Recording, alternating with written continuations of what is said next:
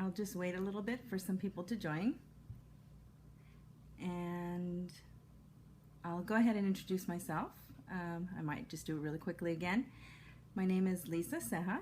I am a Google Certified Educator, and I am opening up questions about Google Classroom, Google Apps for Education, and if there's any teachers or educators that have schools that are Google Apps for Education schools, this would be a good time to check it out.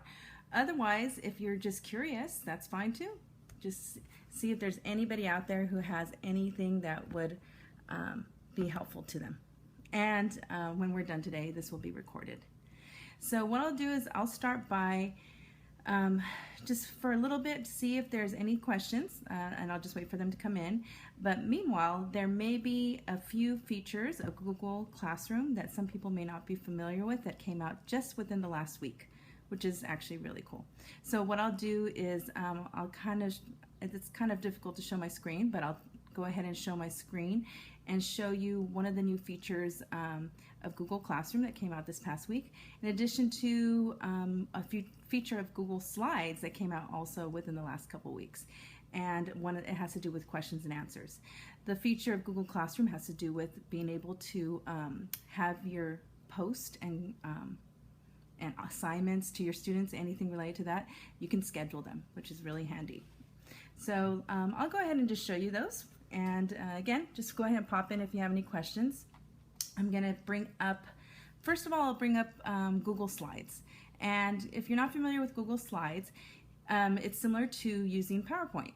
Now, it's a little bit more than PowerPoint. It's available to anybody who has a Google Apps for Education account. And that is something that your school, if you're not sure, then maybe you should ask, because it's free. And the second thing is also available to anybody with a Gmail account. So it's not just for schools. These are things that people in business, there's a Google Apps for Business that people have been using. So if you have a Google Apps for Education account, there's a few more features than you could use, but right now this is open to almost everyone as long as your admin had released the new feature. I'll bring up a slide, a presentation, and then we'll see how it works. So again, it's very similar to a PowerPoint presentation if you're familiar with that already. And what I'll do is I'll show you that you can present it similar to that. But this new feature adds a question and answer component to it. So I'll show you one of my presentations that I had done for another class that I'm currently teaching and training. And let me turn this around. Okay, so I'm going to show you a little bit of this Google Slides new feature. Again, if you're not familiar with Google Slides, if you're just jumping in, there is a component now, just like PowerPoint, you can present the presentation, which you're used to. So I'll go ahead and present. Now, as I'm presenting, just like PowerPoint, you can go ahead and go with the slides, and everything else is similar to what you're used to with PowerPoint. But in this new feature, if you look down here very closely, there's presenter view. Now, don't worry if you don't see that as an option in your Google Slides. It may not be available yet, but just know that it's coming, and if it's not there, ask your administrator if you happen to be in a business or a school setting. So there's this new feature, which right here looks like a little lightning bolt. When I press that, there's a laser pointer, and it's actually pretty cool. You can use your mouse to show parts of your slide saying, okay, today we're going to learn about Google Classroom, and then we'll use Google Drawings later, and so on. So that's one, oh, sorry, it's a little blurry. That's one way you can use this new feature with laser pointer. If it doesn't, if you don't need it, then definitely you can turn it off. The presenter view here, let's go ahead and look at that one. Now, when I do this, I have a new window that pops up. This new window, let me get this a little clearer for you. This new window has a feature that you have audience Q&A. Now, what does that mean? Well, I actually did this with a group of teachers that I was presenting to. I used this feature the other day, and we came up with some good ideas, and maybe you can come up with some also.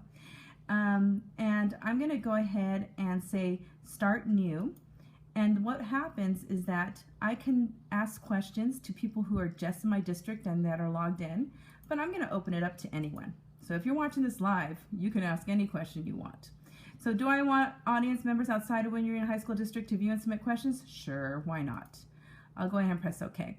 So this now becomes part of my presentation. So if I go back to my presentation here, you will see at the top of my presentation that link. Now they can type that link into their smartphone. They could type it into their laptop, their iPad, go.gl slides and /5USMV. Okay, and if you do that, then I will see a question come up. You can ask questions, and those questions only the person presenting sees. Now, if I want you to see one of the questions, then I can actually go ahead and show them to my audience. And you can also, as an audience, upvote questions. So if there's a question that's more important than another, then definitely you can have the presenter in a big room full of students. This would be very helpful. Say that you are presenting, let me go ahead and put this back so you can see. Let's say you are presenting to a group of teachers in a huge room, and you know that some people may be afraid to ask a question. So just like a classroom of students or a room full of people if you're doing a business presentation, you can actually have people put in their questions. Now they can put their questions in with their Google account viewable, so you can see who asked the question, but you can also put it in where the person actually has a anonymous. There's a check mark, so you can have anonymous questions. So definitely that might be helpful if that's something that you want people to feel comfortable asking questions.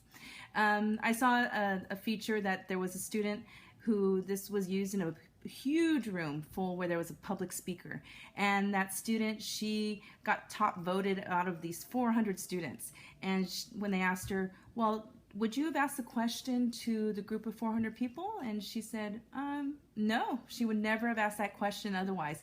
But somehow her question was so important that it was the top voted, because you can like the questions and the speaker can see which ones maybe the whole audience wants to see first. So that's a great feature of Google Slides that if you have PowerPoint, there's so many great features we know with that, but I just wanted to show you one of the newest features of this Google app for education or business or just in general if you have Gmail, and you can use this to poll your audience, ask a question, see what they're thinking, throw it out there. Now, I don't know if you guys had any questions, so I'm going to just briefly look.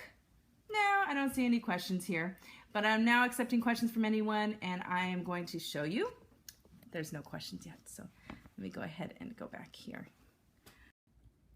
Okay, so right here I can accept questions from anyone, but right now I don't see any, and they would actually show up right here. So you can see which ones voted the most. You can present to the whole class, and so on. So I'm going to go ahead and turn this off, so that way in the future, if anybody's answering the questions, sorry, it will not be at the top of my slides anymore, just so you know that. Okay, what I'll do is, I figured this is about 9 minutes in so far, so I'll go ahead and show you another feature in Google Classroom. I'll show you a demo class so we can see what it looks like. If you're not familiar with Google Classroom, then what it is, people think it's like that you can teach kids through it. Well, in a way, think of it as a place to post and organize files, folders, assignments you can turn in. It's a hub. It's a management tool. So I know that there's confusion about what is Google Classroom. Well, it's a tool that teachers can use to organize their classroom, and every teacher can use it whatever way they see fit. And I can show you some examples of the way I use it with my students. Now, some teachers use it just to post, hey, today's agenda. And that's great because the kids know where to go. Some teachers use it to post assignments that there's a template already attached to it. The kids open the template and every student has their own assignment document that it has their name on it that they can turn in. So that's helpful too. I'll go ahead and show you. Let's go to my demo class here and go to, let's go here to, okay. And I want to make sure that I have no student names show up. So I'll go ahead and just create a really quick demo class for us. And yeah. Okay. You know what? I have a class right now that nobody's in yet. So I'll go ahead and show that. So I'm actually, Google Classroom isn't just for a teacher in their classroom. I'm using it for groups of kids that I need to talk to or I need to be a part of. So for example, let me show you. This right here is a Google Classroom I created for academic mentors for next year. So 2016, 2017, you don't see any students here yet. So that's okay. I can post stuff and you can join my classroom there, but unless you're part of my school, you will not be able to join. But here is an actual setup, and this is what it looks like. There's nothing posted yet. But let's say I was working ahead of time.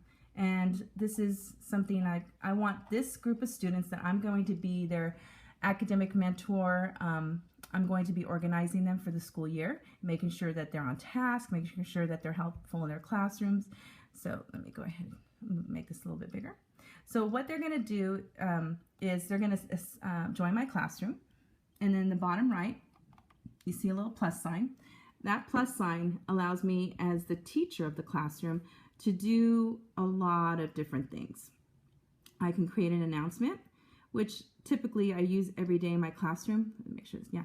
I use this every day in my classroom because my agenda is posted in Google Classroom every day.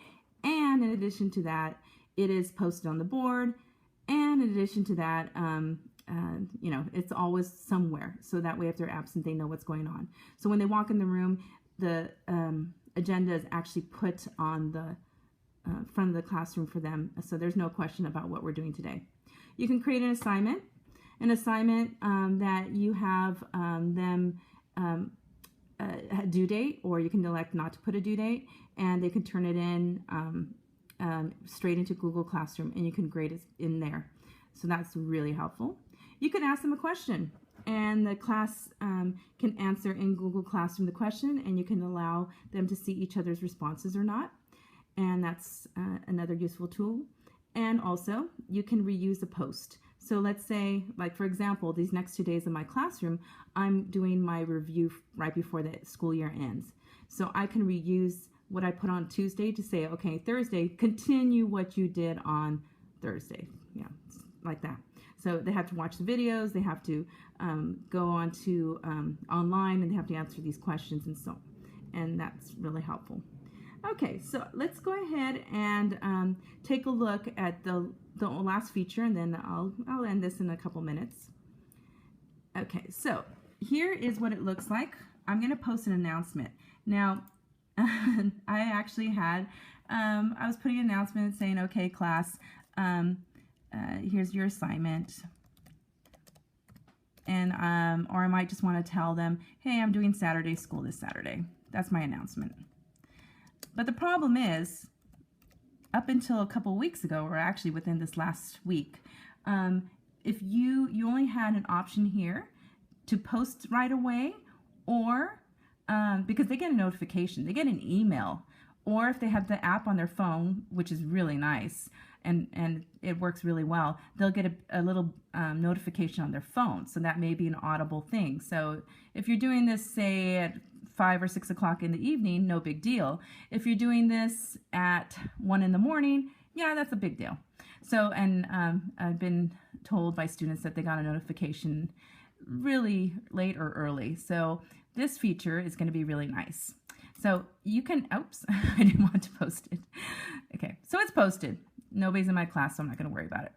But I can also here put Saturday School. I can actually put here, I can schedule or save this as a draft. So I can work ahead of time on the weekend, do all my planning, and save a whole bunch of drafts. But now the brand new option is I can just schedule this to be posted, let's say tomorrow the 14th. Well, actually tomorrow is going to be the 13th. That already has it there. And I want it posted at, let's go ahead and do it at 8 a.m. Sure, why not? And I'll schedule it for that time. And then this will go out at 8 a.m. at that time. Very handy, and it just makes it a lot easier. So you see it's under Save Post, and now I can edit it if I need to, which is nice. The kids won't have to worry about that anymore. And I just want to make sure that they're able to not get woken up in the middle of the night because their math teacher posted something. Okay, if you're joining late, no problem. This will be immediately posted as a video you can watch. And again, what I did was a brief introduction. I'm Lisa Ceja, and I talked briefly about the new feature in Google Slides that allows you to throw out question and answers in your classroom. And then I also showed in Google Classroom just briefly what the setup looks like in one of my future classes, and how you can set your posts to be scheduled, and that's a new feature. And if there's any questions, I was hoping all these great questions would pop up, but it's okay if you're shy, no problem. Maybe you're just checking this out, which is cool too. And again, if you're curious, I'm going to go ahead and show you my last part as I'm finishing all this up, how to learn more and get an idea of maybe how to use this in your own classroom in a setting where we're obviously we're not hurried and it's just a one-way conversation. So I'm going to show you just briefly this website. And on this website, you can find out, and of course, if you're on Facebook, just go to the page where you watch this on, and you'll see that there's a workshop coming up, and there's actually a couple workshops. If you're into cognitively guided instruction, there's a workshop on that this summer, and I'm going to show you that. Let me show you that one first. So, okay, let me show you my screen, and these are the last show you. Okay, now, if you go to this website, and the website is edconsulting.csc.com, and again, that link is direct in our Facebook page, edconsultingcsc.com, and that's going to take you to the home page. But if you click here, CGI Summer 2016, you're going to see a page that has information about a workshop, 3 days, and it's from 8 to 3 p.m. in Whittier, and it's June 27th to 29th. And the instructors are going to be Rosa Starkey and Melissa Canham, and they are very, very knowledgeable in the area of cognitively guided instruction. And if you're not sure and you want to learn more about it, feel free to drop us a direct comment or a question into our messages, and we will definitely answer as soon as we can. Another thing I want you to see from this website at consultingcsc.com is how to learn more about Google in the classroom. And this institute here, it's GAF. GAF is short for Google Apps for Education. And that's GAF. Some people say GAFE, whatever. you guys decide. So there's a flyer here you could print so you could take to your administrator and say, I want to go. And here is GAF 101, Google Apps for Education. It is meant for anybody at a school who is implementing Google Apps for Education in their school. Now, that if you're not sure if you have it or not, definitely ask, and if you need help, definitely make sure that you ask me, and I can help you in any way I can. And we will cover Google Classroom, Google Drive, Docs, Forms, Slides, Sheets, Drawings, Browsers, Chromebooks, and so on. If you have a Chromebook card that's sitting there and you're just like, I just want to start using it, let's go for it. That'll be a great way to do that. We're going to be doing this, and I'm Lisa Ceja, that's me, I'll be teaching it. And it'll be July 12th through 14th in Whittier. Great parking, straight off the freeway, 8 to 3 o'clock. And to register, you can go straight to the website, to that link, or directly to this page, bit.ly, GAF Summer 2016. So you can see that there's quite a bit here that you can learn in 3 days. And based on who our audience is, we will definitely make sure that every single question you have is answered. And I think, I don't see any other comments or questions down below. So let me go ahead and go back here. And then I'll go ahead and leave that there for, just before I'm, okay. So again, thank you. 20 minutes. And if you want to, again, it came in late, that's fine. You can, it'll automatically put the video back on our Facebook homepage, and then you can start at the beginning. I don't think it takes very long at all. It's pretty immediate, and I'll repost it anyway. So if you have any questions, you can comment in here, you can comment on the page, you can message us directly, go to our website. I'm really excited, as you can tell. This is something I use in my classroom every day, and I can't wait to share it with as many teachers as possible. So again, thank you, and here's the information if you're interested in learning more about Google Apps for Education and everything that you can do in your classroom. Here you go. Thank you.